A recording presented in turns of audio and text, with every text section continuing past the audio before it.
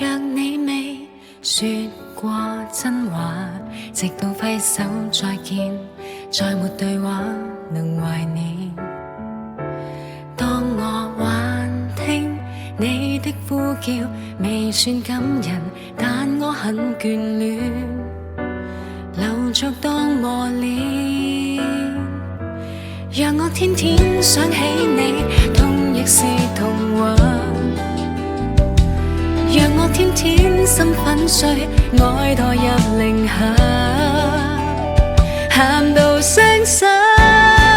我想餘生不要聽，不再聽什麼相戀的狠話。